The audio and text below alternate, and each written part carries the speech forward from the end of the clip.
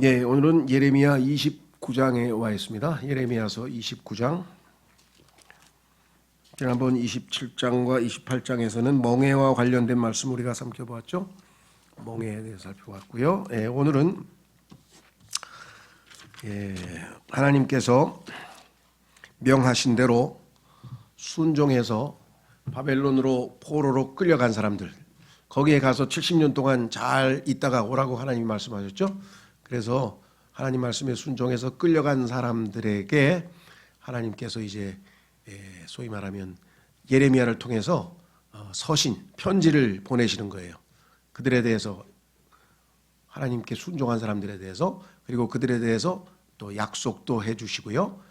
그 다음에 또 뒷부분은 그 바벨론에 있던 예언자 중에 가짜가 하나 있었어요. 거짓 예언자가 하나 있어서 바벨론에 있는 사람들한테 야, 조금 있으면 한 1, 2년밖에 안 걸릴 거야. 조금 있으면 우리 돌아갈 거야. 그러니까 뭐 이러면서 식으로 선동을 하는 거짓 예언자에 대해서 하나님께서 그것을 찾아내서 그 사람들이 이제 소위 말하면 예레미야를 왜 그렇게 내버려 두냐 하면서 이 공모할 때 그들에 대한 심판을 하나님께서 내리는, 결정하는 그런 내용입니다.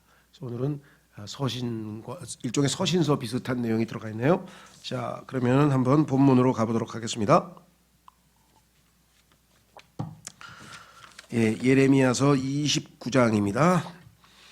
이제 이것들은 예언자 예레미야가 예루살렘에서 보낸 편지의 말들이니 포로로 잡혀간 장로들 중 남아있는 자들과 제사장들과 예언자들과 네부카드네자르가 예루살렘에서 바빌론까지 포로로 잡아간 온 백성에 보낸 것이라. 여코니아 왕과 왕비와 내시들과 유다와 예루살렘의 통치자들과 목수들과 대장장이들이 예루살렘으로부터 떠나게 된 이후라. 샤판의 아들 엘라사와 힐키야의 아들 그마리아의 편에 붙인 것이니, 이 사람들 손에 보냈다 이거죠. 편지를 예레미야가. 그들은 유다 왕 시드키야가 바벨론 왕 네부카드네자르에게 보내기 위해 바벨론으로 보낸 자들로서 이같이 말하였느니라. 편지 내용이 이렇게 되어 있습니다. 포로들로 잡혀간 모든 자들에게 만군의 주 이스라엘의 하나님이 이같이 말하노니 그들은 내가 예루살렘에서 바벨론으로 잡혀가게 한 자들이라. 하나님께서 잡혀가게 했으니까 잡혀가야죠. 안 잡혀간다고 버팅기면 하나님 뜻을 거스리는 거죠. 그렇죠? 욥처럼 하나님께서 좋은 것으로 주어도 아멘이고 나쁜 것으로 우리에게 주셔도 아멘이 해야 되지, 나쁜 것이라 그래가지고 거절하면 그것도 불순종이 되는 것이. 5절 너희는 집들을 건축하고 그것들 안에 거하며 정원들을 가꾸고 그것들에서 나는 열매를 먹으라. 장기적으로 집 거주할 것을 염두에 두고 모든 것을 다 갖추고 살아라. 너희는 아내들을 취하여 아들들과 딸들을 낳아라. 그리하여 너희의 아들들에게 아내들을 얻어주고 너희의 딸들에게 남편들을 얻어주어 그들이 아들들과 딸들을 낳을 수 있게 하라. 이는 너희가 거기서 늘어나게 되고 감소하게 되지 않게 하려는 것이라. 요거 6절은 지금 현재 우리나라에 적용하면 딱 좋겠어요. 그 인구 감소 정책에서 최고의 대책인 것 같아요. 그리고 너희는 내가 너희를 포로들로 잡히게 하여 보낸 그 도시의 화평을 구하고 그것을 위하여 주께 기도하라. 가서 이 원수 도시를 멸하여 주시옵소서 막 이런 이상한 기도하지 말고 하나님께서 거기에 보내주셨으니까 그 도시가 바벨론 도시가 평화롭게 해달라고 하나님께 기도하라 이래죠. 우리가 생각하고 많이 다르죠. 이는 그곳의 화평 가운데서 너희도 화평을 얻게 하려 함이라. 하나님께서 포로로 잡혀간 자들이 평안하게 살 수 있도록 여건을 만들어 주시기 위해서 그렇게 기도하라. 이는 만군의 주 이스라엘의 하나님이 이같이 말하기 때문이라. 너희 가운데 있는 너희의 예언자들과 너희의 점술가들이 너희를 속이지 못하게 하라. 오늘날 정말 이 속이는 자, 마귀가 거짓말하는 자고 속이는 자인데요. 하여간 SNS고 무슨 가짜 뉴스, 막 거짓, 사기, 보이스피싱 이거 다 똑같아요. 이거 다 거짓의 압이 마귀로부터 나온 거 아니에요, 그렇죠? 진리하고는 거리가 먼 세상에서 지금 우리가 살고 있습니다. 이게 아주 그리고 뭐가 진실인지를 규명하기도 지금 어려워요. 그렇죠? 예, 정부가 뭘 발표해도 안 믿고 뭐 검찰이 뭐 얘기해도 안 믿고 뭐 누가 얘기해도 안 믿고 다 안 믿어. 그리고 다 다른 버전으로 또 여기에 똑같은 사건을 두고 이쪽의 유튜브에서는 이렇게 하고 저쪽 유튜브에서는 이렇게 하고 이 사람은 이렇게 하고 저 사람은 저렇게 얘기하고 아무도 안 믿으니 이게 뭐 어떻게 돌아가야 되는지 모르겠어요. 지금 완전히 거짓의 영이 이 세상을 지금 지배하고 있는 세상인데 이 바벨론에도 또 가짜들이 등장해 가지고 막 이상한 얘기들을 하는데 주님께서는 뭐라고 했느냐? 속이지 못하게 하라. 예수님께 대해서 제자들이 질문합니다. 그 유명한 올리브산에서의 설교, 예수님의 설교 가운데 가장 마지막 설교 내용인데요. 물어보죠. 마지막 때가 언제냐고. 그렇게 물어봤는데 예수님께서 첫 번째 한 게 뭐라 그랬습니까? 속지 말라. 많은 사람들이 내 이름으로 와서 자기가 그리스도라고 할 때 속지 말라. 그래서 이 시대의 그리스도인에게 있어서 가장 중요한 첫 번째 것 중에 하나는 속으면 안 돼요. 그렇죠? 강대상에서 얘기가 나오든 성경 주석이 나오든 뭐 책이 나오든 뭐가 나오든 간에 그 안에 하나님 말씀하고 어긋나는 것을 분별해낼 수 있는 능력, 진리를 찾아낼 수 있는 능력, 진리의 영께서 우리를 모든 진리 가운데로 인도하신다고 했으니 그 진리 이외의 것에 우리가 속아버리면 걷잡을 수가 없어요. 한번 속으면. 그렇죠? 이건 걷잡을 수가 없습니다. 정말 하나님께서 우리가 기도해서 정말 진리의 영께서 역사하시기 전에는 우리는 정말 속을 수밖에 없어요. 너무나 그럴싸하게 얘기를 하기 때문에 나중에 속고 나면 일은 다 끝나버렸는데 뒤에 가서 밝혀지면 뭐합니까? 자, 오늘 하나님께서 예레미야에게 이렇게 말했네. 이는 만군의 8절 이는 만군의 주 이스라엘 하나님이 같이 말하기 때문이라 너희 한가운데 있는 너희의 예언자들과 너희의 점술가들이 너희를 속이지 못하게 하라. 오늘날 버전으로 얘기하면 너희 목사들과 교사들과 신학교 교수들이 너희들을 속이지 못하게 하라. 너희의 철학자들과 너희의 사상가들과 너희의 교수들과 너희의 선생들이 너희를 속이지 못하게 하라. 그 얘기하고 똑같은 얘기. 지금 얼마나 많은 가짜가 돌아다니는지. 또한 너희가 꾸도록 야기한 너희의 꿈들에 경청하지도 말라. I have a dream. 나에게 꿈이 있도다 하면서 미국 사람들을 혹세무민한 그 마틴 루터 킹처럼 그런 이상한 헛된 꿈은 꾸지 말라 이 말. 이는 그들이 너희에게 나의 이름으로 거짓되어 예언하기 때문이라. 나는 그들을 보내지 아니하였노라. 주가 말하노라. 하나님이 보내지 않은 그 누군가가 말을 할 때 가짜라고 찾아내서 칭찬받은 교회가 있었죠. 계시록의 7교회 중에서 보면은 그 교회가 첫 번째 교회인 에베소 교회였어요. 에베소 교회는 이거 가짜구나. 이거 가짜야. 그래서 그걸 찾아내 가지고 나는 너희 말에 안 속아. 너 가짜야. 나가. 우리 교회에서 나가. 하고 쫓아냈더니 예수님께서 훌륭하다고 칭찬을 해준 케이스가 있어요. 오늘날 이 시대에도 좀 그래야 되는데 여기 쉽지 않은 일이죠. 자, 그래서 10절 이는 주가 이같이 말하기 때문이라. 바빌론에서 70년이 찬 이후에 내가 너에게 찾아오리니. 그러니까 70년 동안은 아무 소리 말고 열심히 최선을 다해서 그곳에 화평을 구하고 1등 시민으로 모범 시민으로 잘 살아라. 너희를 이 장소로 귀환하게 함으로써 너희를 향한 나의 선한 말을 완수하겠노라. 이는 내가 너희를 향하여 생각하는 그 생각들은 내가 알기 때문이라. 주가 말하노라. 그것은 화평을 생각하는 것들이요 해악을 생각하는 것들이 아니니 기대하던 결말을 너희에게 주고자 함이라. 하나님께서 모든 최종 해피엔딩을 딱 보장하고 우리에게 약속하고 있기 때문에 끝까지 인내하며 기다려야지 중간에 허튼 소리에 귀를 기울이거나 이상하게 빗나가 버리면 안 되죠. 그렇죠? 그래서 그때 너희는 나를 부를지니 너희는 가서 나에게 기도할지니라. 그리하면 내가 너희에게 경청하리라. 그리고 너희가 너희의 마음을 다하여 나를 찾을 때 너희는 나를 구할 것이요 나를 발견하리라. 그런즉 내가 너희에게 발견되게노라. 주가 말하노라. 그리고 나는 너희의 포로 신분을 돌려놓고 내가 너희를 몰아내서 그리로 보낸 모든 민족들로부터 모든 장소로부터 너희를 모으겠노라. 주가 말하노라. 그리하여 내가 너희를 다시 데려오리니 내가 너희로 하여금 포로로 잡혀가게 한 그 장소로 친히 너희를 다시 데려오겠노라. 하나님께서 그냥 저 포로로 끌려가서 열심히 포로 생활해. 이렇게 그냥 무책임하게 방치하고 내버려 둔 게 아니라 포로로 끌려간 사람들에 대해서 하나님이 가지고 계신 계획을 상세하게 편지를 써서 자신의 종 예레미야에게 편지를 써서 그거를 또 일꾼을 시켜서 중간에 그 맥에 전달하는 편지 전달하는 사람 이름도 나왔잖아요. 그 사람들에게 손에 보내가지고 그 포로로 간 사람들이 하나님의 약속의 말씀을 탁 읽고 얼마나 힘을 얻고 위로를 얻었겠어요. 그죠? 야, 하나님께서 우리 여기 와 있는 우리를 지금 계속 돌보고 계시고 이렇게 계획을 가지고 계시고 마지막에 우리를 다 원래대로 들어가려는데 70년이 걸린다니까 70년 동안 우리는 여기서 하나님 말씀대로 순종하고 최선을 다해서 열심히 살자 이렇게 지금 하시도록 했습니다. 그렇죠? 자, 그래서 오늘 나눠드린 그 교재에 보시면 이렇게 썼습니다. 제가 BC 597년 바벨론 사람들은 유대인들을 바벨론으로 이끌고 가기 시작합니다. 이제 포로로 하나 둘씩 이제 끌고 가기 시작합니다. 이 기간이 몇 번에 걸쳐서 있었어요. 그 중에 이제 첫 번째가 여기서 시작이 됐는데 이들에게 예레미야가 보낸 편지는 우리가 역경에 처했을 때 어떻게 처신해야 하는지에 대해 많은 도움을 줍니다.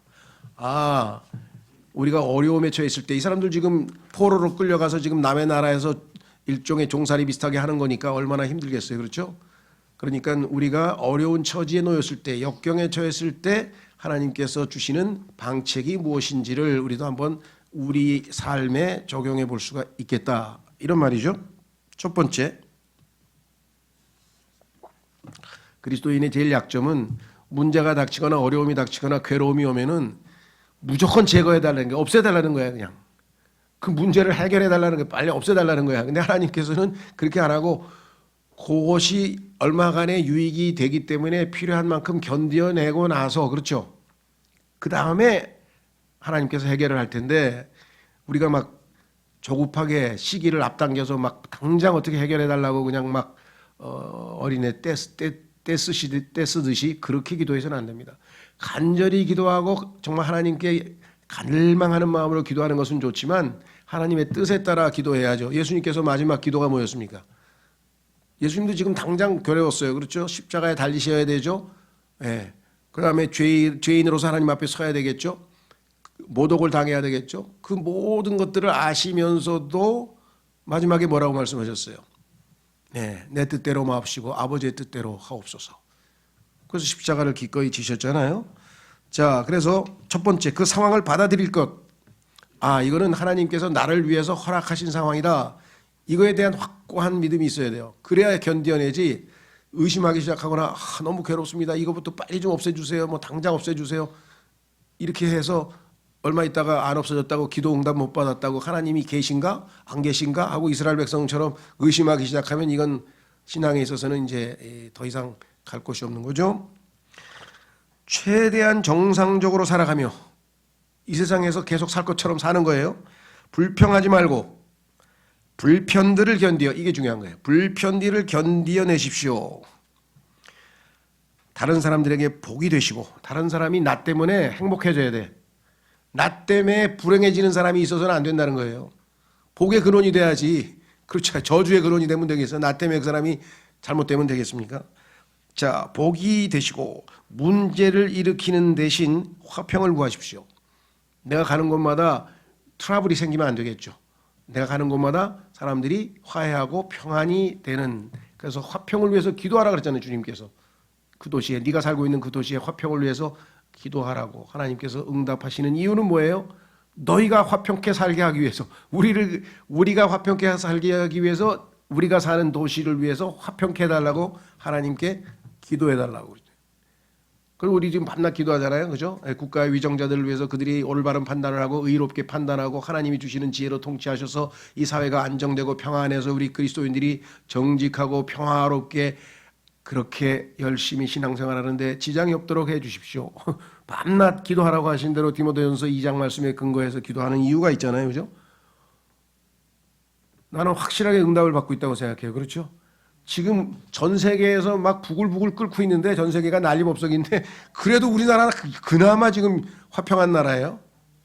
외국 사람들이 오면 한국에 와서 제일 놀라는 게 뭔지 아세요? 뭐 여러 가지가 있겠지. 근데 그 중에서 대한민국은 치안에 있어서 최고다 이게. 이렇게 안전한 나라가 없대요. 근데 요즘에 보니까 막 강남에서 막 칼로 찌르고 막 이런 게 지금 너무 많이 생겨가지고 예전에는 최근에 한 5년 10년 사이에 그냥 뭐 근데 그건 필연적인 결과인 것 같아요. 왜? 텔레비전이고 영화고 밤낮 찌르는 게 유행이야 그냥. 그렇죠? 밤낮 칼로 찌르는 게 유행이고 무슨 텔레비전 방송도 보면 무슨 수사하는 거 있잖아요. 무슨 그 범인 잡는 그런 거를 하는데 보면 범인들이 전부 다 칼로 찌르는 얘기만 나오는 거야 이게. 근데 그걸 또 그 잔인한 장면을 꼭 보여주더라고요. 막 이렇게 푹 찌르는 걸. 야, 그러니 이게 유행병처럼 그냥 명문대 의대생도 그냥 아이 그 칼로 지금 수술을 해가지고 사람을 살려야 될 칼을 가지고 손에 쥐고 쥐어야 될 사람이 사람 자기가 좋아한다는 그 애인을 갖다 여자를 갖다 이렇게 찔러버렸으니 아이고 이거 참. 자 그래도 아직도 우리나라가 치안에 관한 전 세계에서 아마 제일 안전한 나라에 속한다고 합니다. 어쨌거나 자 그래서 두 번째 인내할 것.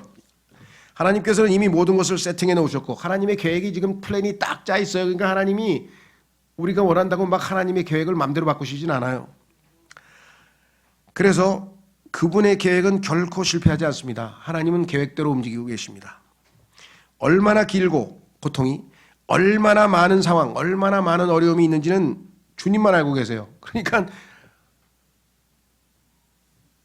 시편 기자도 너무나 답답하니까 주여 어찌하여 밤낮 그렇게 기도하다가 이제 언제까지 하고 기도하죠. 뭐 우리랑 별다를 기도가 따를 게 없어요. 근데 빨리 하나님의 뜻에 순응하고 받아들이자. 인내할 것. 세 번째 하나님을 신뢰할 것. 이게 제일 중요합니다. 하나님은 유일한 신뢰의 대상입니다. 하나님을 믿어서 손해날 건 없어요. 하나님은 반드시 그 믿음에 보답하시는 분이죠. 당신이 어려움에 처해 있을 때 11절 말씀. 11절은 뭐냐? 다시 한번 읽겠습니다. 11절. 이는 내가 너희를 향하여 생각하는 그 생각들을 내가 알기 때문이라. 하나님은 우리를 한 사람 한 사람을 향해서 자신이 생각하고 있는 계획이 다 있으셔. 그걸 다 알고 계시기 때문에 주가 말하노라 그것은 화평을 생각하는 것들이요 해악을 생각하는 것들이 아니니. 하나님 우리에게 화평을 주시는 분이지 해악을 끼치는 분이 아니고 기대하던 결말을 너희에게 주고자 함이라. 결국 우리가 기대하는 그것은 마지막 해피엔딩으로 주신다라고 성경에 분명히 말씀을 했습니다. 그래서 다시 교재로 오시면 하나님께서는 당신에 관하여 개인적으로 생각하시고 계획을 짜 두십니다. 한 사람 한 사람에 대해서 모든 계획이 다 짜 있습니다. 그것은 화평이요 전쟁이 아닙니다. 따라서 미래를 두려워 마세요. 그분은 목적을 갖고 계십니다. 그러니 그분으로 하여금 그분의 뜻을 이루도록 하십시오. 이 고난과 이 어려움과 이 고통을 통과하면 우리가 어떤 모습으로 변화돼서 어떻게 하나님께 영광을 돌리고 어떻게 영적으로 성숙하고 어떻게 아름다운 열매를 통해 하나님을 기쁘시게 할지가 다 계획이 되어 있으시다. 상황이 아무리 어렵더라도 하나님께 저항함으로써 고통을 자초하지 마세요. 저항함으로써 고통 자초한 사람 많이 있는데 그 중에 대표적인 사람이 누굽니까? 바울이죠. 바울이 다마스커스로 가면서 예수님 있는 사람 잡아가지고 다 포로 체포해서 가려고 가다가 하늘에서 예수님이 나타나셔서 중간에 네가 뒷발길질 하는데 그거 참 안타깝구나. 너 스스로 해치는 손해 나는 일을 하는구나 하면서 주님께서 지적하셨던 것을 우리가 기억하죠. 자, 그 다음에 이제 중요한 것이 있습니다. 아까하고 같은 내용인데 거짓 소망을 피할 것. 마귀의 특징이 뭐라 그랬습니까? 마귀는 항상 사람들에게 평화를 가장해서 나타나요. 평화로 사람을 속이는 거예요. 전쟁할 때 어떻게 합니까? 지금 소련이 아니지. 지금 러시아지. 러시아가 이제 우크라이나 공격해놓고 지금 와서 뭐 하라 그래요? 강화 조약을 맺재. 평화 조약을 맺재. 평화를 깨고 전쟁을 일으킨 사람이 평화 조약을 맺재. 일본도 마찬가지. 우리나라 점령해가지고 그 다음에 어떻게 했어요? 강화도 강화 조약? 무슨 강화 조약을 평화를 깬 사람이 강화 조약을 맺자 그러니 얼마나 우스워요. 그렇죠? 가만히 있는 사람. 요번에 모르겠어요. 저는 뭐 누구 편도 들지 않습니다만은 일단은 이 요즘에 아주 미국 대학생들이 그냥 지금 데모하고 있는 모양인데 물론 이스라엘의 보복이 너무 지나치다 뭐 이렇게 하는 사람들도 있을지 모르겠어요. 그런데 멀쩡하게 지금 편하게 잘 살고 있는데 미사일 5,000발 쐈어. 그래가지고 쑥대밭을 만들어 놓고 거기에 대해서 보복하겠다는데 그 보복이 나쁘다고 또 보복이 잔인하다 그런 사람들도 있어요. 도대체 이 세상이 지금 뭐 정의가 뭔지 진리가 뭔지 엉망진창이에요. 그렇죠? 가만히 있는데 갑자기 미사일 5,000발 쐈는데 너희도 5,000발만 쏴지 왜 10,000발 쏴? 막 이런 사람 모르겠어요. 10,000발 쐈는지 어쩐지 저는 잘 모르겠습니다만은 자, 중요한 거는 거짓 소망을 피할 것. 인간은 쉽게 거짓 소망에 마음을 두고 지푸라기에라도 붙잡으려는 성향이 있습니다. 가짜인 줄 알면서 그래 이번 한번 투자하면 끝낸다. 그동안 손해본 것 돈 다 잃어버렸잖아. 그 보이스피싱도 하여간 이 모든 거짓 소망에 그렇죠. 다 거짓말이잖아요. 와서 뭘 투자하면 뭐가 몇 퍼센트가 나오고 뭐가 어떻게 되고 그러면 누구 와서 뭐 돈 투자하라는 소리 들으면 그냥 거짓말로 들으시면 돼요. 그렇죠? 그 좋은 투자했으면 지가 하지 왜 남한테 와서 자꾸 하라 그래? 속으면 안 돼요. 자, 여기 나와 있습니다. 그러나 대부분은 실망으로 끝납니다. 거짓 소망을 들먹이는 거짓 교사들의 교묘한 음성을 피하십시오. 오늘날도 이 기독교계 특히 킹제임스 성경 진영에 요즘 거짓 교사들이 아주 막 득세하고 있습니다. 아주 막 속아도 뭐가 뭔지를 몰라요 지금. 아주 그냥 하나님 말씀과 정반대로 얘기해도 맞대. 야 이건 또 무슨 그래서 지금 완전히 거짓의 영이 완전히 지금 모든 이 세상을 지금 덮고 있습니다. 오직 하나님의 말씀만을 붙드십시오. 자, 그래서 다시 우리는 이제 15절서부터 갑니다. 15절서부터는 분위기가 좀 바뀌어서 무슨 내용이냐 이렇게 써 있어요. 이는 너희가 말하기를 주께서 바벨론 안에서 우리에게 예언자들을 일으키셨도다 한 까닭이라. 자, 뭐라고 얘기했냐? 바벨론에다가 하나님께서 예언자들을 일으켰는데 그 예언자들의 그 말하는 내용이 뭔가 보세요. 다윗의 보좌 위에 앉은 왕과 이 도성 안에 거하는 온 백성과 너희와 함께 포로로 떠나가지 아니하게 된 너희의 형제들에 관하여 주가 이같이 말하는 것을 알라. 포로로 안 끌려가고 뻗팅겨서 하나님 뜻을 어기고 고향에 그대로 주저앉은 사람들에 대해서 하나님께서 약속대로 심판하시는 내용을 설명하고 알려주고 있습니다.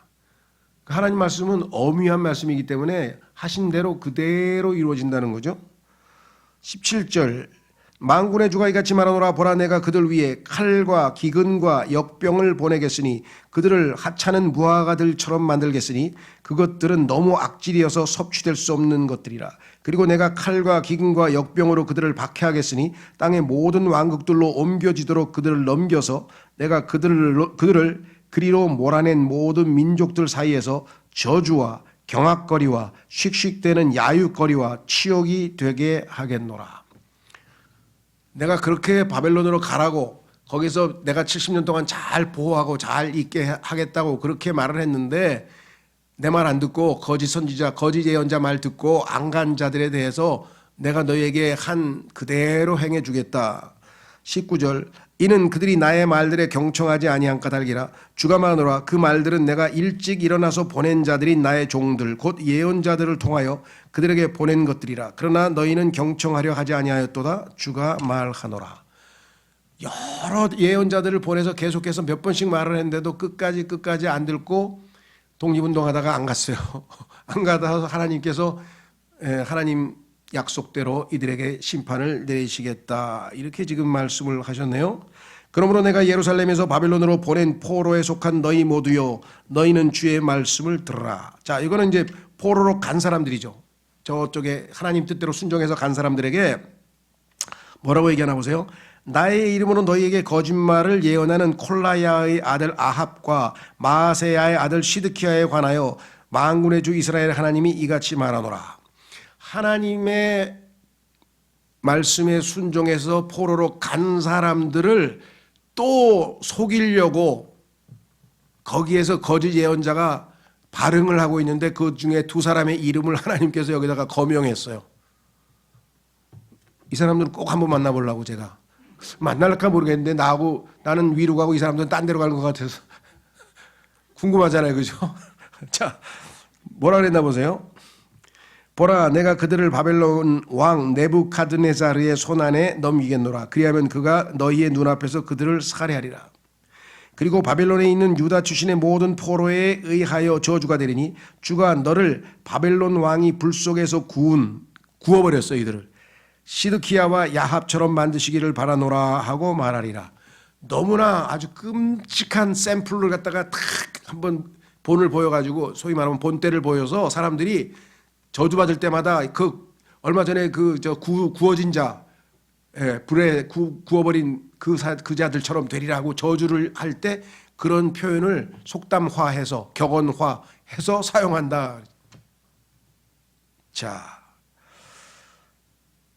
23절, 이는 그들이 이스라엘 안에서 간악한 짓을 저질렀고 자기 이웃들의 아내들과 간음하였으며 내가 그들에게 명령하지 아니한 거짓된 말들을 나의 이름으로 전한 까닭이라. 바로 내가 아노니 내가 증인이라 주가 말하노라. 하나님이 다 증인이라 그랬대.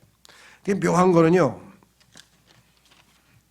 거짓말과 도덕적 타락은 밀접한 관계가 있어요.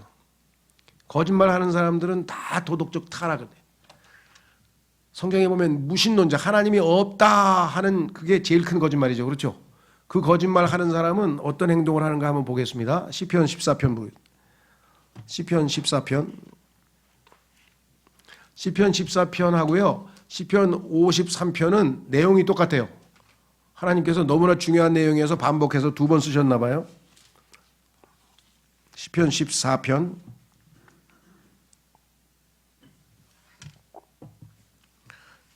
1절, 어리석은 자가 자기 마음속에 이르기를 하나님은 없다 하였도다. 여러분, 이거를 가지고 뭐라고 했는지 아세요? 여러분, 성경에 써 있습니다. 하나님이 없대요.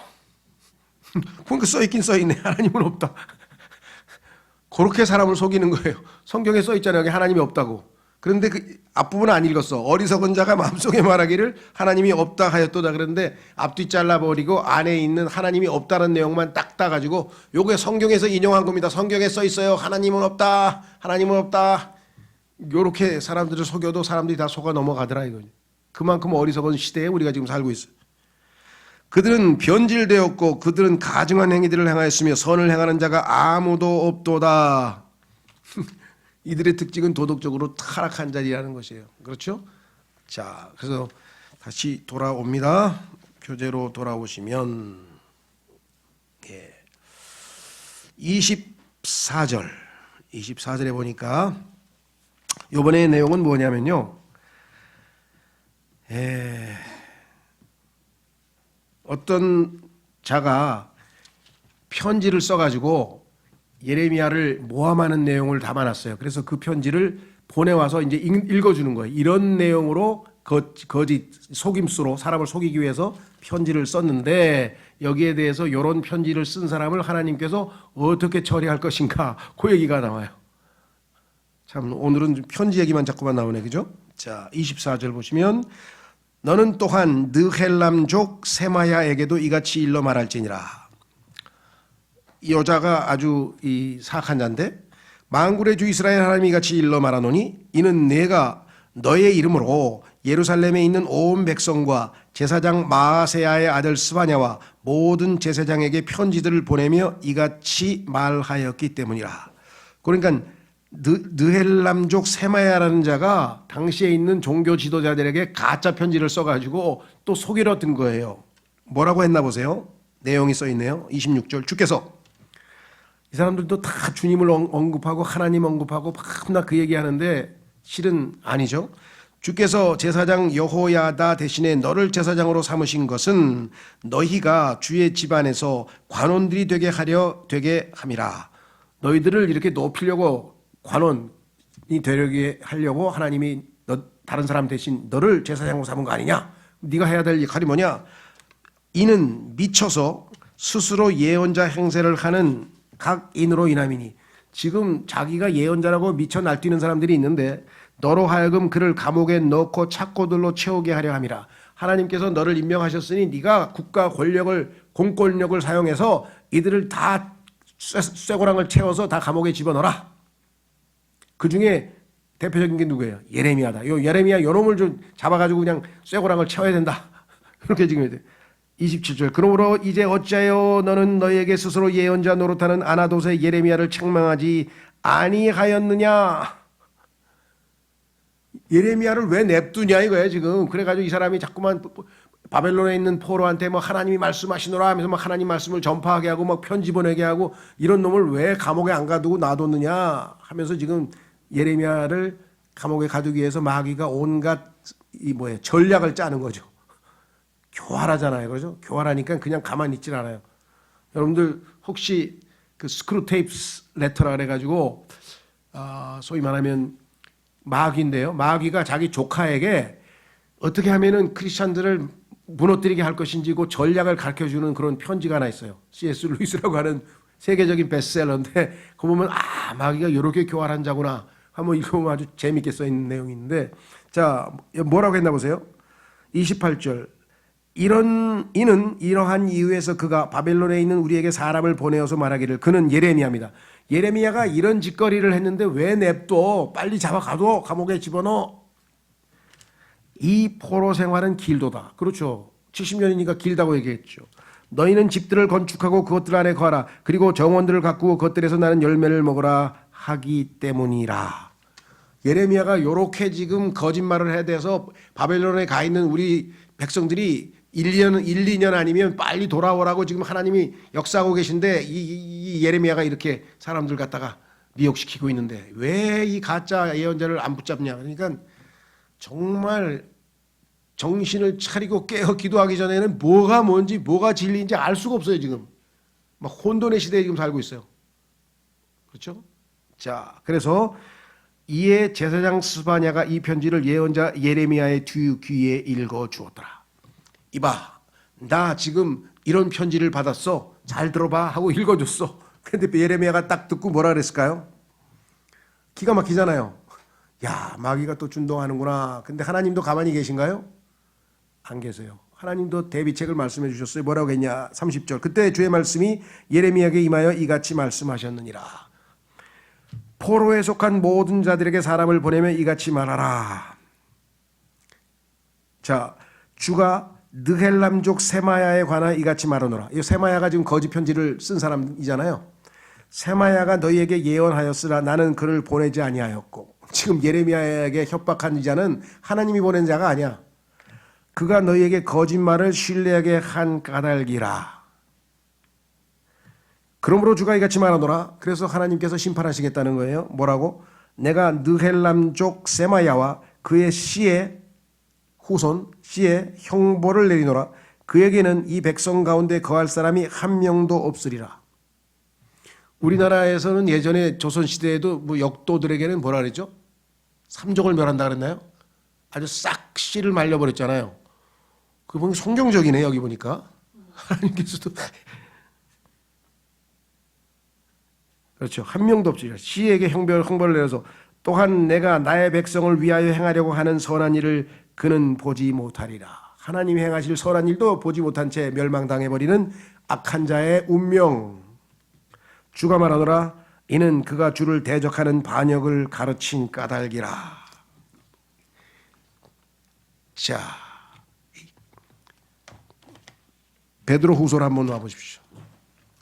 베드로 후서에 오면은요, 이 마지막 시대의 특징 중에 하나가 뭐냐면 가짜 거짓 교사 이런 자들이 지금 득실되고 있어요.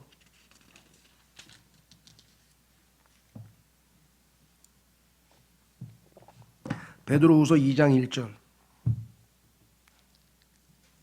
정말 매주마다 반복해도 부족함이 이제 충분하지 못할 것 같아서 매주마다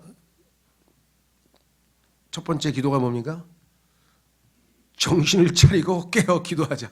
정신을 차리고 깨어 기도하자. 그 기도 제목을 계속 일본어로 해서 왜? 아니면 어느 순간에 어떻게 당할지 몰라 우리도.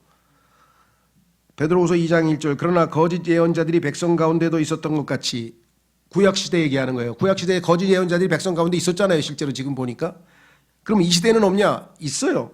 또 곧 거짓 선생들이 너희 가운데 있으리라. 거짓 선생들이 있으리라. 이 예언 그대로 이루어지고 있습니다. 그들은 심지어 자기들을 사신 주를 부인하며 영벌의 심판을 받을 이단 교리들을 은밀히 들여와 급격한 멸망을 자기들 위해 가져오리라. 하나님께서는 돈을 사랑하는 것이 모든 악의 뿌리라 그랬는데 돈 많이 벌면 그게 내가 경건하다는 뜻이야. 하나님의 축복을 많이 받아서 내가 돈 많이 번 거 아니겠어? 이런 사람들과 멀리하라 그랬는데 그런 사람들과 멀리하라고 하는 구절을 성경에서 지워버렸어요. 그 마제스티 성경이에요. 기가 막혀 지금. 기가 막히고 코가 막혀서 지금 말을 못하겠다. 성경을 그렇게 정반대로 해놓고 그게 맞다고 우기니 이게 도대체 누가 거짓이고 누가 올바른지 한번 봐야 되겠죠. 2절 그런즉 많은 이들이 그들의 파괴적인 길들을 따르리니 한둘이 아니고 많은 이들이 엄청 많습니다. 그들 때문에 진리의 길이 악하게 언급되리라. 진리대로 따르는 사람 욕만 먹고 있어요. 그런즉 그들이 탐욕으로 인하여 꾸며낸 말들로 너희를 상품화하리라. 그들에 대한 심판은 이제 오랜 시간을 끌지 아니하며 성도들을 인격으로 대하는 게 아니라 사람을 인격이 아니라 물건으로 대해요. 물건. 상품화. 그들에 대한 영벌의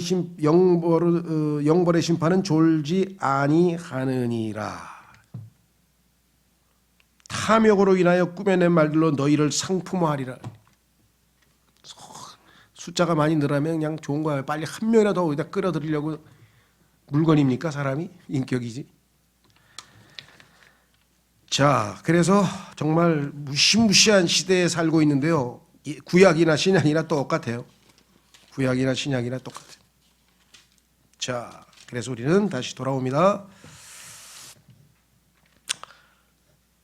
고향에서 멀리 떨어져 있음을 기억할 것. 자, 이건 이제 우리에게 주는 교훈인데요. 이 사람들이 지금 고향에서 멀리 떨어져서 어디에 가 있습니까?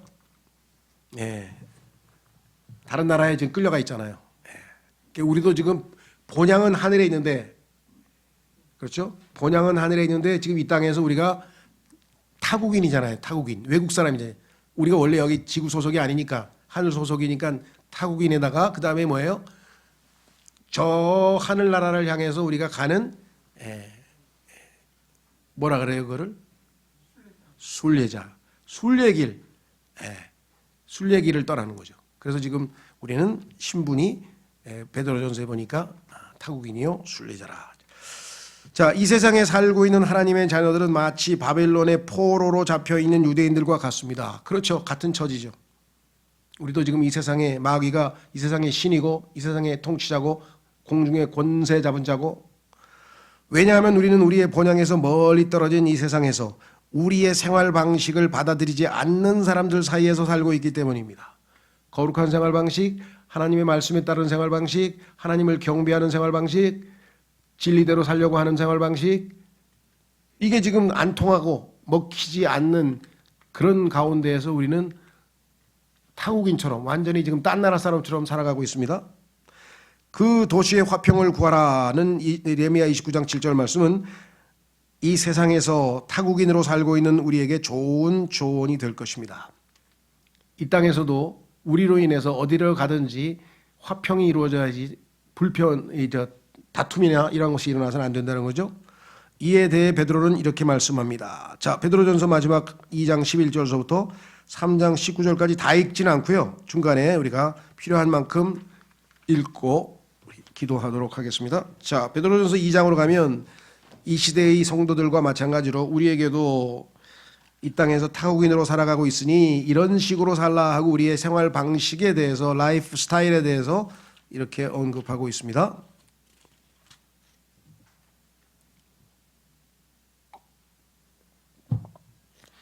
자, 베드로전서 2장 11절 말씀.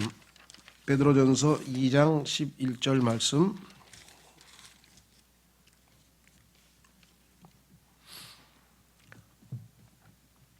진심 어린 사랑을 받는 자들아, 내가 타국인들과 순례자들 같은 너희에게 간청하노니 혼을 대적하여 전쟁을 벌이는 육신의 정욕들을 멀리하라. 이 시대는 하여간 막 육신의 정욕이 최고의 쾌락이고 최고 뭐 음악이고 뭐고 하여간 뭐 예술이고 뭐 방송이고 뭐고 다 하여간 그렇죠? 예, 육신의 욕망을 자극해서 즐기는 쪽으로 모든 생활 방식이 다 거기에 초점을 맞춰져 있어요. 자, 이방인들 사이에서 너희의 생활 방식을 정직하게 하라. 뭐 속고 속이고 아니고 정직하게 하라. 그들이 너희를 거슬러 행악자들이라고 이야기하다가도 우리가 악한 일을 한다, 나쁜 일을 한다고 사람들이 우리에게 지적을 하다가도 그들이 보게 될 너희의 선한 행위들로 인하여 보니까 실제로는 이 사람들 선하게 사는 사람들 아니야. 에베소서 2장 10절에 우리가 창조된 목적은 우리가 구원받은 목적은 하나님이 정해놓으신 선한 행위를 하게 함이라고 성경에 써 있잖아요. 그렇죠? 이 사람들은 착한 사람이네. 이 사람들 선한 일을 하네. 그래서 어떻게 됩니까? 감찰의 날에 하나님이 감찰하는 날, 심판하는 날에 그들이 하나님께 영광을 돌리도록 하려는 것이라. 다른 사람은 몰라도 이 사람들은 정직한 사람이고 이 사람들은 정말 착하게 산 사람 맞습니다 하고 인정을 했다. 주를 위하여 사람의 모든 법령마다 스스로 복종하라. 사람의 법령이에요. 사람의 모든 법령. 국가의 법률 지키라 이거죠.